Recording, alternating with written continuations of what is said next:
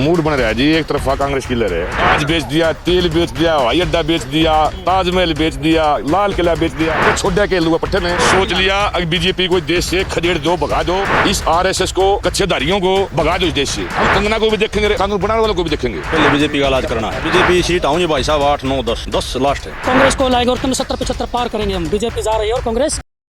दोस्तों नमस्कार, मैं नाम अरुण और आप देख रहे हैं टाइम्स एक्सप्रेस। हरियाणा विधानसभा चुनाव को लेकर लगातार हम जो है आपको ग्राउंड रिपोर्ट दिखा रहे हैं, लोगों की जो राय है वो आपको दिखा रहे हैं। आपको बता दें वोटिंग में जो है 2 से 3 दिन का समय बच गया। ऐसे में लोगों से बातचीत करते हैं किस तरह माहौल हरियाणा के अंदर है। तो क्या नाम हुआ सर आपका? वेदपाल मान।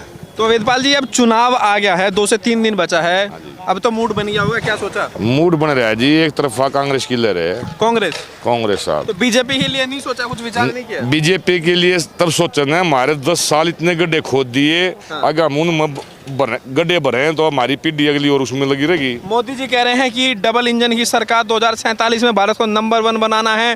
तो इस डबल सरकार ने जो इस देश में कांग्रेस ने 70 साल में किया, डबल इंजन सरकार ने वो सब कुछ बेच दिया, छोड़ा कुछ नहीं। जहाज बेच दिया, तेल बेच दिया, हवाई अड्डा बेच दिया, ताजमहल बेच दिया, लाल किला बेच दिया। अरे छोड़ा के लुआ पट्टे ने कुछ नहीं छोड़ा, कुछ नहीं छोड़ा इसने। देश आजाद होया, सुई तक नहीं बनती थी। 70 साल में जितने IIM, IIT, विश्वविद्यालय किसने बनाए हैं? कांग्रेस ने बनाए। और ये JNU किसने बनाया? जवाहरलाल नेहरू विश्वविद्यालय है। ये भी अडानी को 400 एकड़ जमीन बेचने जा रहा है अभी। ये तो छोड़ा क्या भाजपा ने? तो हरियाणा में इस बार मुद्दे क्षेत्रीय हैं, राष्ट्रीय मुद्दे हैं? राष्ट्रीय मुद्दा पर जी रहे हम, अपने पेट के लिए जी रहे। हमारा देश शांति से बचे। किसान, मजदूर सब कुछ बर्बाद कर दिया, मध्यम व्यापारी बर्बाद कर दिया। बीजेपी के लोग भी तो यही कह रहे हैं कि मोदी जी ने देश मजबूत कर दिया, पूरी दुनिया में डंका बज रहा है, अमेरिका जाए, यहाँ जाए, देखो मोदी हाँ, वो मोदी नारे से लिए ना, हमारा बच्चा यहाँ रोजगार नहीं मिल रहा है, 1 किला बटा रहा है, उसको बेच करके अमेरिका में जा रहा है, वहाँ भूखा मर रहा है। यहाँ रोजगार हो तो अमेरिका क्यों जाएगा अपना? आपके यहाँ से गए बच्चे? हाँ, हमारे गाँव से भी 4-5 बच्चे गए हुए हैं, गाँव में मधुपुर से। अच्छा, आपके गाँव से बच्चे जो है दूसरे देशों में जा रहे हैं रोजगार की तले से? हाँ, अमेरिका और कनाडा गए हुए हैं। अमेरिका कनाडा गए हैं। तो ये जो समस्या है ये अभी पिछले 5-7 साल से या पहले से ही थी? मोदी आते समस्या शुरू होगी, 10 साल में इतनी होगी, सर पर उतर गया पानी।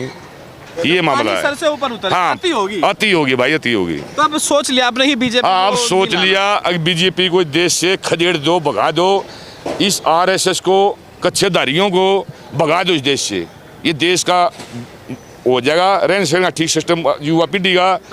नहीं तो भाई देश बर्बाद हो गया। योगी भी आ रहे हैं हरियाणा में, लगातार प्रचार कर रहे हैं। योगी यार बाबा आदमी अपने खून थी कौन ले रहा, मारा के प्रचार करेगा हरियाणा का? ये बताओ।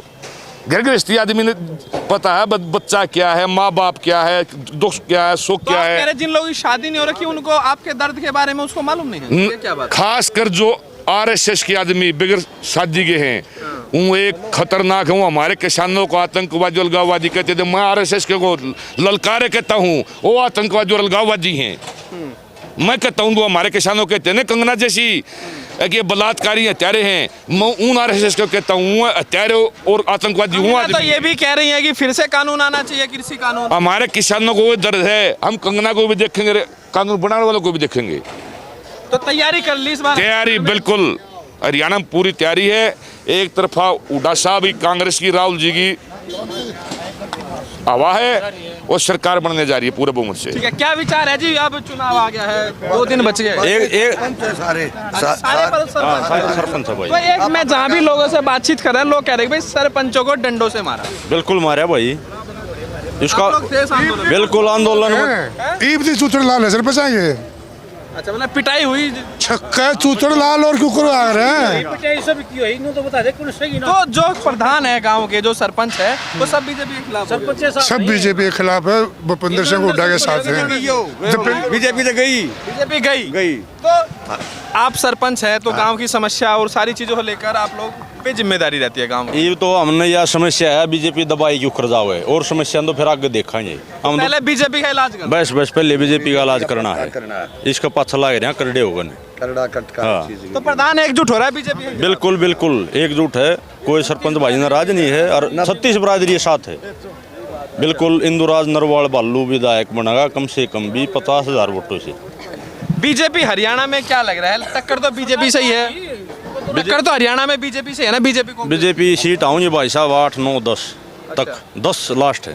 डबल डिजिट में जाना मुश्किल है। हाँ मुश्किल है, 10 भी नहीं आऊँगी। 10 भी नहीं आओगे। 2005 में चौधरी ओम प्रकाश चौटाला की 9 रह गई थी, मतलब दाएगा वो नहीं पकड़ा था आंकड़ा। तो अब की बार ऐसा अंदेशा है बीजेपी दाएगा आंकड़ा नहीं पकड़ेगी, क्योंकि दीपेंद्र की लोकप्रियता हरियाणा में बहुत अच्छी पल रही है। और जिसमें पूरा हरियाणा के सरपंच, नंबरदार, जो कर्मचारी हैं, किसान, मजदूर हैं और व्यापारी, सब बीजेपी के खिलाफ हैं। आपको लग रहा है बीजेपी जब सरकार चला रही थी बीजेपी ने बड़ी गलती करी? हाँ, बड़ी गलती करी ने, कोई भी नहीं संभाला। एक तो जैसे हम सरपंच हैं, हमको चार्ज भी नहीं मिला था, तो मनोहर लाल खट्टर ने पब्लिक ने हमको चोर कहा था। हम भी लोगों के चुने हो रहे हैं, हम भी मान ले छोटे गांव हैं, हम छोटे प्रधान हैं भाई। मनोहर लाल बड़ा वो MLA था भाई, उसका बड़ा हल्का है, हम भी जिम्मेवार थे। तो गलत मारा में भी हो उसका है कोई आदमी, हमने उन्हें कंधे, हम सारे ठीक थे। लेकिन किसी को चोर कहना मतलब सबसे बड़ी गलती थी बीजेपी सरकार की। वो मारा आज भी ढीम रहा उस चीज का, क्योंकि हमने चार्ज भी नहीं मिला, हमको चोर बताया। चोर हो गया हम, जब हमने चार्ज नहीं मिला था, चार्ज मिलने के बाद साल से भी ने कुछ काम करा ग्रांट दी सरकार। सारे प्रधान कांग्रेस को सपोर्ट कर रहे हैं, सारे 100% प्रधान कांग्रेस को सपोर्ट कर रहे हैं। जिला परिषद, ब्लॉक समिति, पंचायती राज। लेकिन मैंने एक चीज देखी है, ज्यादातर जब चुनाव होता है प्रधानों पे दबाव भी डाला जाता है क्या? कई लोग कहते हैं इस तरह की चीजें। अब नहीं मानते दबाव जाता है। मैं इसीलिए आपसे पूछ, हाँ, दबाव डालते हैं, हाँ। साजिश और षड्यंत्र रचते हैं और दबाव डालते हैं कि ये करवा देंगे, हम ये करवा देंगे, गलत कर देंगे, सस्पेंड करवा देंगे, और ये हमारे साथ खड़े हो। लेकिन यहाँ का प्रधान, हरियाणा का आदमी दबाव नहीं मानता। आजकल अन्याय के खिलाफ लड़ाई लड़ता है, धर्म के खिलाफ लड़ाई लड़ता है, और झूठ के खिलाफ लड़ाई लड़ता है, और वो लड़न लग रहे हैं। और इसमें बीजेपी ने 10 सीटा पर काटा, 70 पार 75 पार कांग्रेस सरकार होगी। तो आपको लग रहा है अगर कांग्रेस की सरकार आएगी तो प्रधानों की सुनी जाएगी? हमने चौधरी भूपेंद्र सिंह हुड्डा की रैली की थी 1 साल पहले। चौधरी भूपेंद्र सिंह हुड्डा ने ये कहा था जो मैंने पीछे पावर दे रखी थी सरपंचों को, उससे भी ज्यादा पावर दूंगा सरकार बनने के बाद।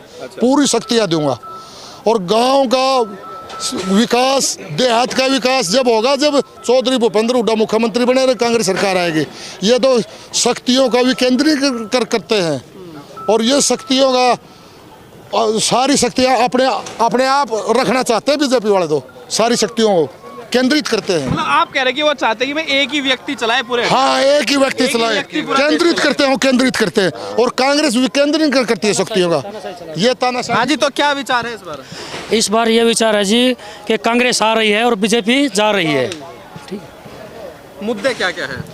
मुद्दे तो छोटे ही नहीं। देखो जैसे बेरोजगारी का मुद्दा उठाओ आप।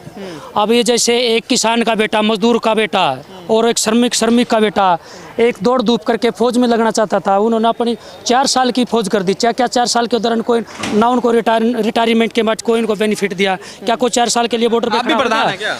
नहीं, प्रधान नहीं हूँ, मैं यूथ कांग्रेस में का हूँ। अच्छा, लेकिन तो ये बताइए, आप युवा है तो युवाओं के लिए क्या लग रहा है हरियाणा के 10 साल कैसे रहे बीजेपी? देखिए, आप खुद पत्रकार हो, मैं आपसे एक थोड़ा छोटा सवाल करना चाहता हूँ, आप महसूस नहीं करना। 10 साल के अंदर मेरे को एक भी रोजगार गिनवा दो। अभी इसने D ग्रुप की वैकेंसी निकाली थी। D ग्रुप के अंदर जब हमारा कांग्रेस राज था तो भूपेंद्र हुड्डा ने 33% वाला पास करो और अपना नौकरी पाओ, इंटरव्यू दो, नौकरी पाओ। लेकिन इन्होंने अब की बार 78% की मेरिट निकाली, और वैकेंसी कितनी निकाली? सिर्फ 2। एक D ग्रुप और 2 ही वैकेंसी नहीं, 2 वैकेंसी नहीं, 2 डिपार्टमेंट 10 सालों के दौरान। जिसकी एज 27 साल है, अगर 10 साल गुजरे हो तो और रह जाएगा, उसको तो नौकरी है नहीं। तो बेरोजगारी बढ़ी या घटी? बेरोजगारी बढ़ेगी। तो इस बार सोच लिया, विचार कर लिया पूरा? बिल्कुल विचार कर लिया सर, बिल्कुल। नहीं, कांग्रेस को लाएंगे और कम 70-75 पार करेंगे हम। बीजेपी जा रही है और कांग्रेस। पिछली बार भी कह रहे थे, फिर भी बीजेपी ने सरकार बना ली जोड़ तोड़ करके। देखिए, वो उनका क्या है कि जो कैंडिडेट होते हैं ना, तो फेरबदली करते हैं, ठीक है। और हमारी जो हमारे जो कैंडिडेट अब की बार जो विधायक जो हमारे हुए हैं, वो पढ़े लिखे हो गए, समझ गए हैं कि बीजेपी एक झूठा जुमला लाती है और अपनी सरकार बनाती है। आपको लग रहा है कि हरियाणा में बीजेपी नहीं आ रही है? बीजेपी, मोदी, अमित शाह, योगी आ जाए कुछ नहीं होगा? नहीं, मोदी अमित शाह को भी नहीं लाएंगे अब की बार। चलो ठीक है, अब की जैसे आ रहे हैं यहाँ पे प्रचार करें तो असर नहीं हो रहा क्या मोदी के नाम पे? लोग बिल्कुल भी नहीं असर हो रहा उनका, बिल्कुल कोई असर नहीं हो रहा है। योगी जी का? योगी जी का भी नहीं असर हो रहा, क्योंकि जनता अब इस बार समझ चुकी है कि ये झूठे जुमले करती है। ठीक है, बस। तो यहाँ पर जो है आपने देखा, हमने तमाम लोगों से बातचीत की। अब चुनाव जो है बेहद नज़दीक आ गया है, वोटिंग का दिन जो है अब बेहद नज़दीक है। ऐसे में लोगों की जो राय है वो बेहद महत्वपूर्ण, और जो बात सामने निकल कर आ रही है वो आपने देखा, लोग भी बेबाक रहे आपके सामने। आपकी क्या राय है, आप क्या सोचते हैं इस पूरी वीडियो के बारे में, मैं कमेंट के जरिए जरूर बताइए। वीडियो को लाइक कीजिए, शेयर कीजिए और टाइम्स एक्सप्रेस को सब्सक्राइब